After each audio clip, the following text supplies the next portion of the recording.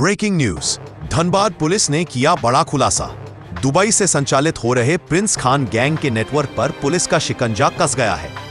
जानकारी के अनुसार एसएसपी प्रभात कुमार के निर्देश पर पुलिस ने असपुर समेत 30 ठिकानों पर एक साथ छापेमारी की। इस कार्रवाई में 4 गुर्गों परवेज खान, सैफ आलम, तौशिक आलम और इम्तियाज अली को गिरफ्तार किया गया है। पुलिस ने बरामद किए हैं 17,34,900 नकद, एक रिवॉल्वर, 47 जिंदा कारतूस, 70 से अधिक जमीन की डीड, कई मोबाइल फोन, पासबुक और ATM card. SSP Prabhat Kumar ने बताया, यह गिरोह व्यापारियों से रंगदारी वसूलकर उस रकम को यूएसडीटी और हवाला चैनल के जरिए दुबई में बैठे प्रिंस खान तक पहुंचाता था। जांच में विदेशी कनेक्शन और टेरर फंडिंग के भी संकेत मिले हैं।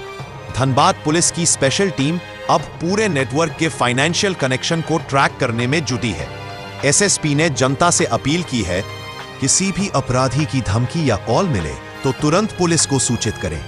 डरिए नहीं, पुलिस 24 घंटे आपके साथ है। धनबाद पुलिस के इस एक्शन से अपराध जगत में मचा हड़कंप। राज 24 हिंद की ओर से अपराधियों के खिलाफ यह है सख्त संदेश, कानून से बड़ा कोई नहीं।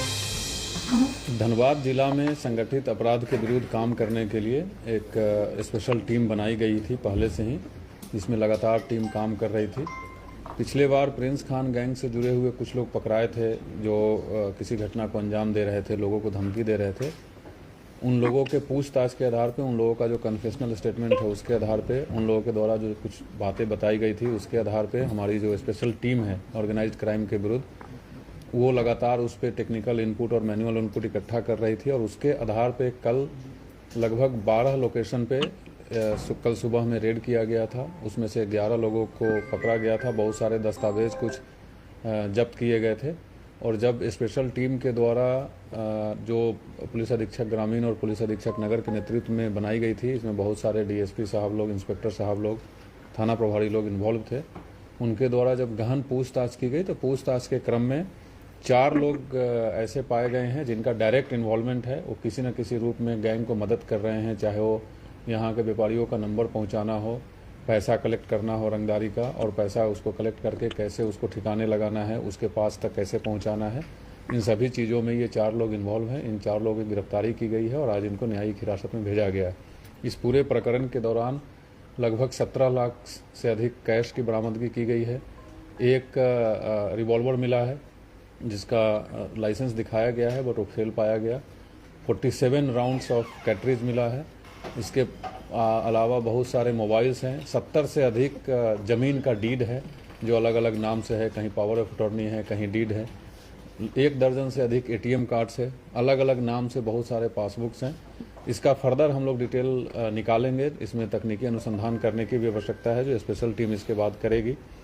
और इन सब से अभी प्राइमरी लेवल पे ये पता चला है कि इनका डायरेक्ट रूप से यहाँ के व्यापारियों से रंगदारी स्वरूप रुपया का इकट्ठा करना, उसको यूएसडीटी के माध्यम से या फिर फॉरेक्स के माध्यम से या किसी फिर अन्य हवाला नेटवर्क के माध्यम से, ये जहाँ जहाँ इनको इकट्ठा करके ठिकाना लगाना होता है वो लोग लगाते हैं।